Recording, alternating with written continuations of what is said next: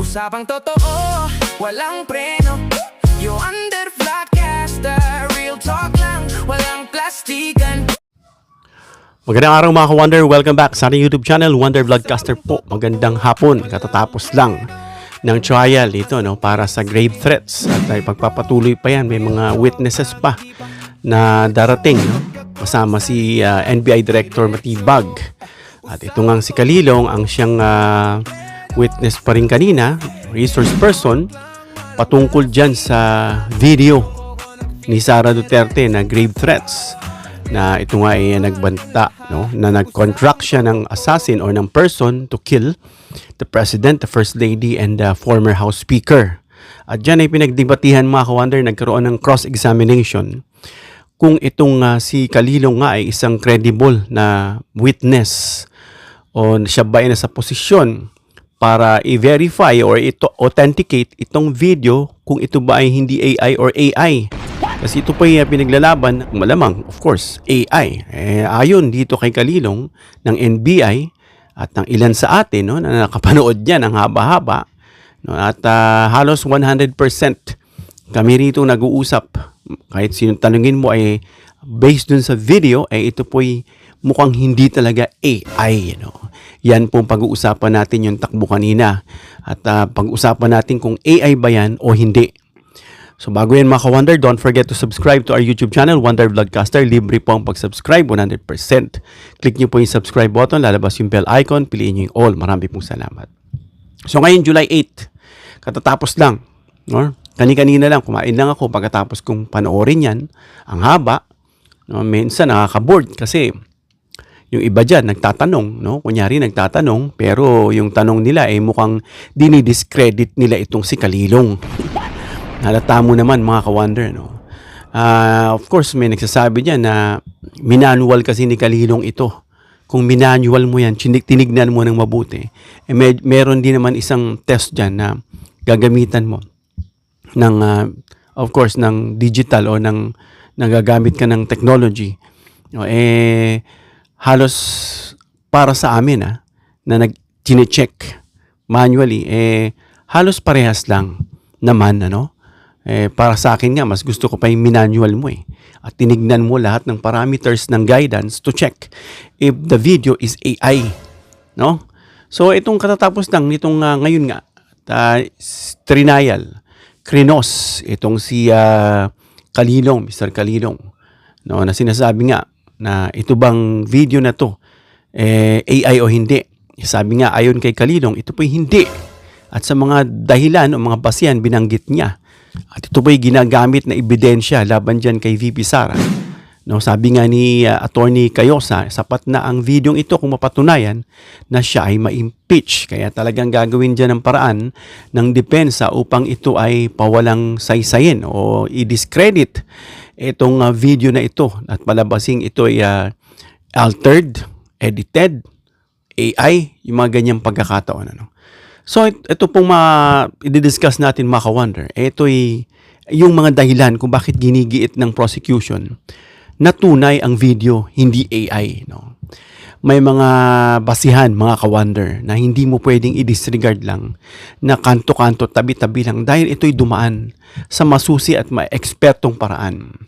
So, ang video, tandaan natin mga ka-Wonder, itong ginagamit nila ay hindi yung video na nakikita lang natin dito sa YouTube. Ang video ay hindi lamang basta nakuha sa social media. Inilahad yan mismo ng testigo na ang pinagmulan o ang pagkuha at ang pag-iingat ng proseso ng video. Sinabi niya lahat.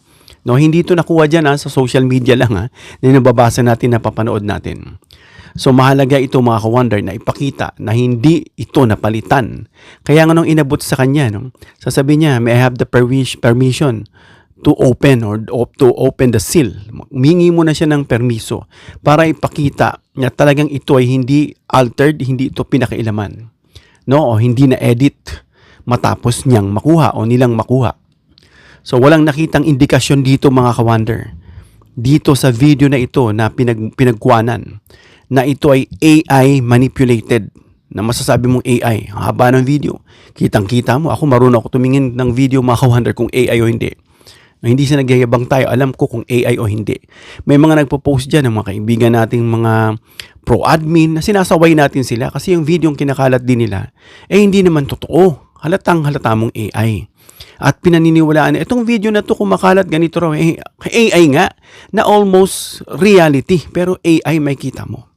Gaya ng video, limbawa nitong si Gladys Reyes na pinapakalat nila, AI na AI. At marami pang iba. So dito sa mga forensic na nag-aral, eksperto, yung tinatawag na digital forensic examination, ay may mga hinahanap sila para malaman kung ito ay sinasabing deepfake artifacts. So hindi siya nakitaan ng ganun, ano? O yung sinasabing face blending, yung gaya ng face, yung kay PBBM na blend lang yung mukha, no? Ka-shape, ganito. Hindi po nakitaan ng ganun, no? Yung sinasabing mga technology na banggit kanina, ni Mr. Kalinong, yun po isa sa mga paraan, no, na ginagamit para masuri ang isang video kung ito ay AI, altered o ano man. Wala rin itong nakitaan ng audio synchronization errors. Wala. Yung synchronization sinabay. Doon yung audio, doon sa pagbuka ng bibig, yung mga ganun, no, yung timing, sabay na sabay yung pagkakasalita. Even yung galit, yung gestures, yung reaction, even yung facial reaction, no? May kita mo. Even yung may mga chine-check sila mga ka-wonder. Mahirap i-discuss kasi nga, ang point lang natin dito itong mga napag-usapan kanina. At wala ka may kita. Yung example, yung sinasabi ko, sabihin ko na nga, no? Yung shadow inconsistencies. Pag gumikilo sa isang tao, lalo sa dilim, may ilaw lang, may kita mo yung shadow, gumagalaw. No? Pag tingin mo, pag ganun ang shadow. Minsan yung AI, pag nakita mo ganun, tumagos yung shadow sa mukha, sa katawan, tumagos yung kamay dun sa isa katawan niya, yung makita mo agad. No? Walang inconsistencies. At saka yung mga sinasabing lip sync mismatch. Yung nililip sync lang sasalita ng ganun, tapos minatch yung salita, wala kang makita na ito'y pinatungan lang, nakalip sync lang. Hindi po ganun ang nakita rito ng mga eksperto. So kung wala ang yung mga ito, mas matibay o mas tumibay ang posibilidad na authentic ang video na ito mga ka-wonder. No? At sinasabi pa, no, yung magkatugma ang audio at video. Yan yung isa sa mahirap Yung sinasabi ko nga nakita kong isa pang AI na nagsasalita at tapos yung pronounce niya hindi makapinoy. Pronounce niya dun sa salita akala mo Amerikano. Halimbawa, sasabihin niya, si PBBM ay ang susunod na pangulo ng ating bansa. Pero sinabi nun, si PBBM ang susunod na pangulo. Gaganon, makikita mo agad na hindi talaga ito authentic video. Doon yung isa sa mga hint na sinasabi ko sa inyo mga ka-wonder. So sinusuri doon yung galaw ng labi. No? Nakita natin yung bibig. Hindi siya match. Bumuka ng ganon. Pero yung bibig hindi masyadong nakabuka. Medyo nakasara.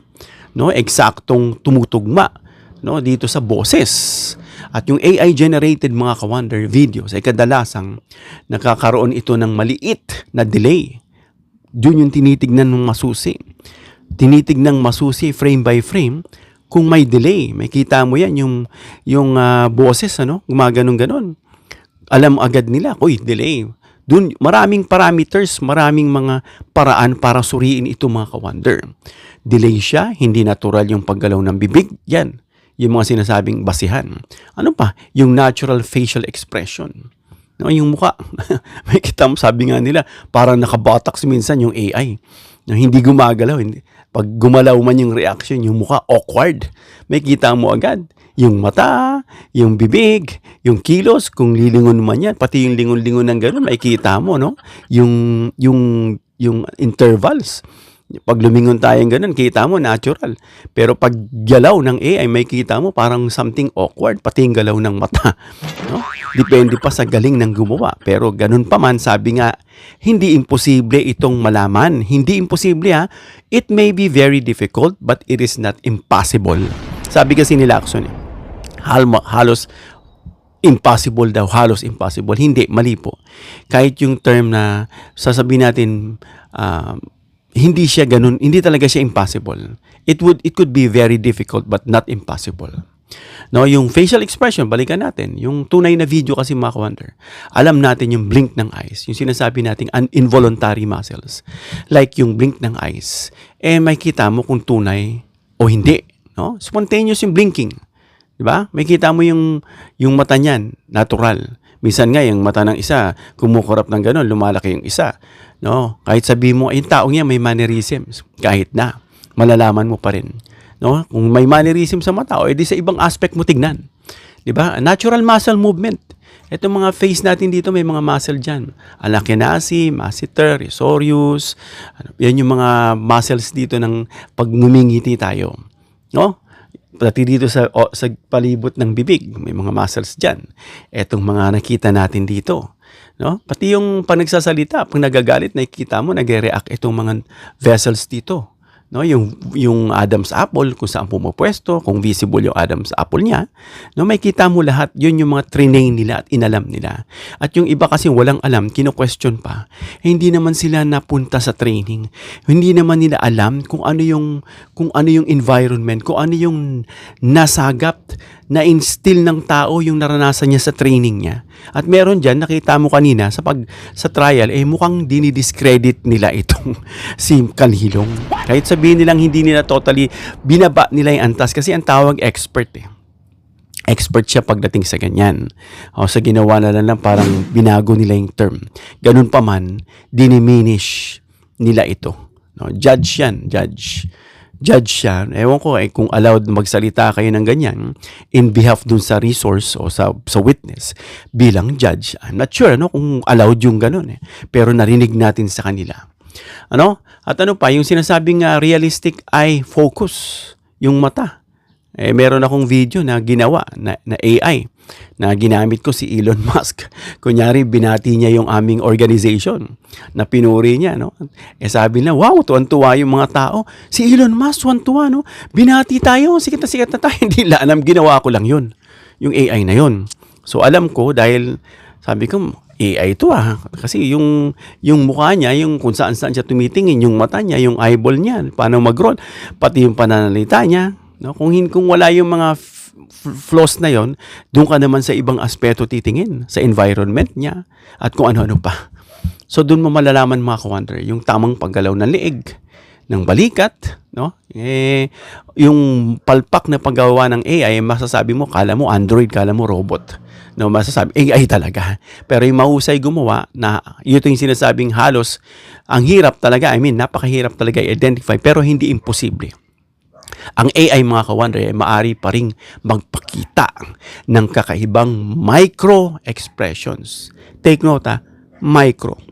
Hindi yan maintindihan at makakatch ng mga ordinaryong tao na hindi dumaan sa training o hindi sensitive o hindi sanay. Lalo na kung hindi ka experts. Kasi nga micro lang ang kaibahan para malaman mo kung ito ay isang AI. Isa pa, yung sinasabing consistent ng metadata o metadata, kung available. Sinusuri dito mga ka-wonder, yung creation date.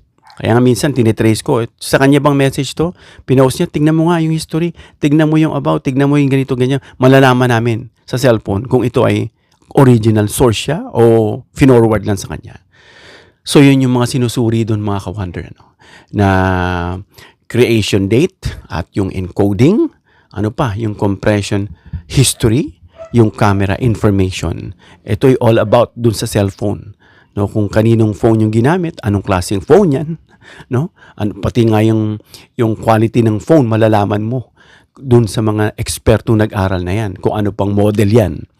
At hindi pang karaniwang pagbabago ay maaring. At ang hindi pa karaniwang mga ka-wonder, pagbabago, ay maaring magpahiwatig ng editing. Kaya kailangan sanay ka at alam mo, lalo na rito sa mga nag-train, para sila ay testify o ay patotohanan na yung video ay AI o hindi. Pareho ang video mga ka-wonder sa original o live stream o recording mga ka-wonder. Kung ang pinapakitang video, halimbawa, ay eksaktong kapareho ng unang inilabas ng media, o ng original na recording, nababawasan mga ka-wonder yung possibility nito, na AI, na ito ay AI generated.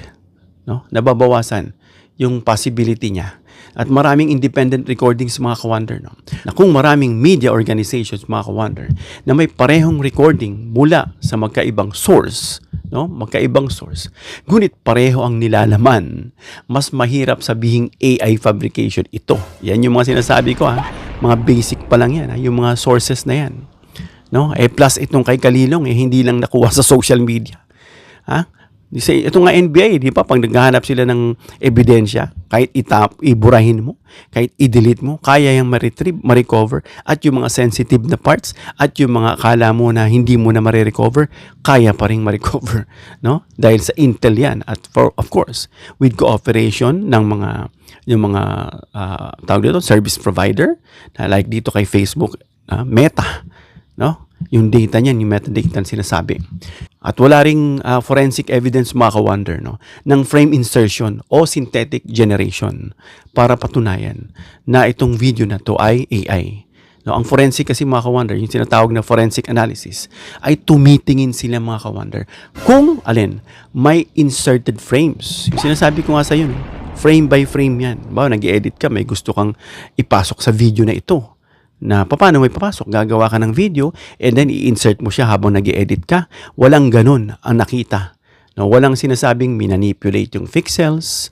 No, kasi depende sa quality ng camera. Dito sa isa, iba rin. So pag sinuri yan, ito, yung pixel nito, iba. Mataas yung magandang uri nitong camera nito. Ito medyo pixelated. So dun malang malalaman nila na ito ay sinama. Wala ring makikitang ganun. Yun yung mga basihan na ang video ay hindi AI. Ano pa? Yung gun artifacts. Yung sinasabing diffusion artifacts. No, yung mga iba dyan mga ka-wonder, may kita natin sa tao, sa lightings, sa color ng hair, sa color ng mata. Wala kang may kitang nag-iba na medyo kakaiba. No? Yung mga abnormal compression signatures na ginagamitan nila ito ng technology. No? Na yung mga nabanggit niya. Wala. No? Kung wala kang may kitang ganon, and therefore sa dami ng test na dinaanan mo, and therefore you conclude na ito ay hindi AI generated. Plus ang haba nitong video na to. No? Ang haba niya. May kita mo consistent yung galaw, may kita mo na maayos. Kahit ito'y ginawa sa isang madilim. Ito pa nga isang pagkakamali, mas madaling i-identify sa tingin ko, no? No, kapag less yung mga colors, kasi naka-confine lang siya. No? Ito pa, ito yung sinasabing consistent ang audio waveform. Kung titignan nga nila ito sa ginagamit nilang mga software, no, consistent, no, yung sinasabing waveform. Yung AI voice, mga ka-wondering, AI cloning kung tawagin, ay maaring magkaroon niya ng frequency anomalies. No, titignan nila. May comparison, ito AI, mga samples yan. This could be AI sa mga training nila. Ito yung original, ito yung AI. Parehas tao, pero ginaya lang dun sa isa. May kita mo yung kaibahan. No, yung sinasabing robotics, yung sinasabing robotics harmonics. No? Yung mga, kita mo, yung mga nabanggit ko nga kanina na parang kala mo Android o robot yung nagsasalita. Nakala mo kung hindi ka lang masyadong sensitive, no? At yung unnatural breathing patterns. May kita mo minsan yung AI. Kita mo pati yung hinga ng taong na upset. Yung AI hindi natural. Kung maganda pa yung pagkakagawa, napaka-minimal lang, pero malalaman mo pa rin kung AI. Stiffness, yung extra movement, natural movement, no? Malalaman mo mga ka-wonder. At kaya itong mga testigong nagpatunay mga ka-wonder na pagiging authentic itong recording, no? Yung testigo kasi maaaring magpatunay yan. Kung paano nakuha yung video, sabi nga ni Kalilong, ito hindi nakuha sa social media. Kaya nga nakasil, hindi yan na-altered, hindi yan na-adulterate. Kaya sabi niya, permission to unseal. No? Kung bakit naniniwala silang ito ay hindi na bago. Ayon kasi sa ulat mga ka-wonder, no? Ang prosecution ay nagpresenta ng saksi. Ito nga si Kalilong, na inauthenticate yung video clip. Yan ha. Kaya they are trying to discredit, parang ganun ang dating sa akin, dito kay Kalilong. Sa mga tanong na yan. Unfortunately kasi may mga tanong din yung mga senators, no, na judge, pero coming from their mouth, na simply, subtly, na parang dinidiscredit nila yung antas nitong si Kalilong. Panoorin nyo mga ka-wonder. Kayo po ang humusga. No, kaya itong testimony ni Kalilong ay mahalaga. No? Mahalaga mga ka-wonder. Dahil pinaliwanag niya yung kahalagahan ng authentication, no, ng digital evidence. At hindi sapat yung simpleng panonood lang ng video, tinignan niya. Ginamitan niya nga ito ng software at ginamitan niya rin ito ng manual checking, no? Sabi niya nga manual. I'm not sure kung ba't sinabi niya kasi may mga nabanggit siyang mga software diyan na ginagamit ito mga ka-wonder, no? Na pang-check, pang-edit, kung ano-ano diyan. Sinabi naman ni Kalilong na he manually check this, which is parang kinontra ni Lacson na hindi accurate iyon. Pero hindi naman siya nagsalita dahil I'm not sure kung kasi limited. Hindi ko alam yung setting kasi parang minsan pag kinocross, of course, depende siguro kung kinocross. Pero kung senator judge ang nagtatanong, siguro malaya siyang makasagot. Pero dun nga, sa tinatanong natin, na minanual niya ba ito o hindi ng buo o may ginamit siyang somehow na tech. At kailangan mga ka-wonder maipakita yung technical, no, na batayan kung bakit mapagkakatiwalaan. Kaya nga, chinek nila yung background nitong si Kalilong. Nag-training ito ng mga hacking dyan at sa mga audios and videos. I think 4 na beses itong tinanong sa kanya, no, para i-check kung siya ba'y credible, no, at siya yung tamang tao. Tataka rin ako mga ka-wonder kasi may mga paraan din, no, na I'm not sure, no, kung nakipag-corroborate o collaborate itong si Mr. Kalilong sa iba pang mga experts. No? Kasi maraming experts dyan na makapagsabi na talagang bihasa rin. Actually, may makilala akong experts, no? Na mga talagang IT sila at nag-aral pa sila ng mga ganyan sa part ng kanilang nature ng trabaho. No? At yung mga extra crash courses na kinukuha nila, naaaral din nila yan. At sila din yung nagsasabi sa akin na this video, no, is talagang hindi AI. Sila mismo nagsabi, pero hindi naman sila sinalang dyan, hindi sila yung resource person or witness, kundi ito si Mr. Kalilong. Pero sa aming pag-uusap, napag-uusapan namin na ito hindi AI ito, totoong video ito, no? At sinasabi pa na pinapagaan nila doon na hindi naman talaga raw nag-contract yung degree nung sinabi ni Sara Duterte. Kasi sabi nga ng abogado lalo pa nung sinabi niyang no joke, hindi nyo yan mapapubulaanan. No, dahil ito po isinapubliko at galing mismo sa kanya. Kaya ang tanging laban na lang nila dito mga ka-wonder, ipabulaanan na ito ay tunay na video. Nasabihin na ito ay AI lang or altered, no, o minanipula. Yan na lang ang tanging paraan nila dyan. At yan ay patunayan nitong prosecution nga. Dahil again, the burden of proof always relies, no, doon sa nagbibintang o nag-aakusa, which is itong prosecution. Kaya mahalaga mga ka-wonder, itong prinsipyo ng digital forensics. Ano yan? Yung authentication, integrity ng file, chain of custody, hash verification, yung nabanggit kanina, kung isinagawa, I think sinagawa, no?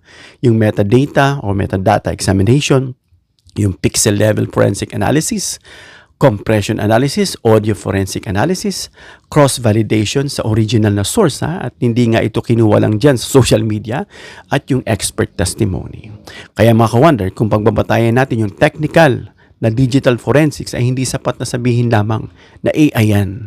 No? Kaya ako mismo pinakita ko sa mga kilala ko AI ba yan? Yung mga kilala kong masasabi mong talagang mahuhusay, sila mismo magsasabi na hindi. No, pero siyempre, kailangan dumaan yan sa korte at patunayan na hindi yan AI. Yun po ang nangyayari ngayon. At sana, magkaroon ng ruling dyan sa Senado na judges lang sila. Pakinggan nila, timbangin nila. No, kung may gusto man silang sabihin, huwag nilang sabihin, otherwise parang nagiging one-sided ka at bias ka. No, na sinasabing, hindi siya expert. Ano siya, mga ganito. O kaya, siguro accepted yung mga ganun, para hindi ma-exaggerate, no? Forgive me kung mali yung aking sinabi, no? Pero as senator judges, dapat nakikinig lang kayo. At kung gusto niyo mag-react o mag-manifest, magtatanong lang kayo ng something na somewhere in the middle lang. Hindi yung leaning towards dito at binaba mo itong isa. Yun po yung opinion ko lang sa nakikita ko. Kaya babantayan pa rin natin mga ka-wonder yung sa susunod na paglilitis o trial at may mga inimbitang bago. Hanggang dito lang tayo mga ka-wonder. Comment down below your opinion para mabasa at mareaksyonan. Please give me a thumbs up if you like this video para ma-share ni YouTube sa ibang viewers. Please share this video para malaman nila na kung paano in-authenticate ni Mr. Kalilong itong kanya pong sinasabing video kung AI o hindi at paano siya krinos-examine. And please subscribe, hit the notification bell icon and choose all bilang suporta sa aming mga content creators.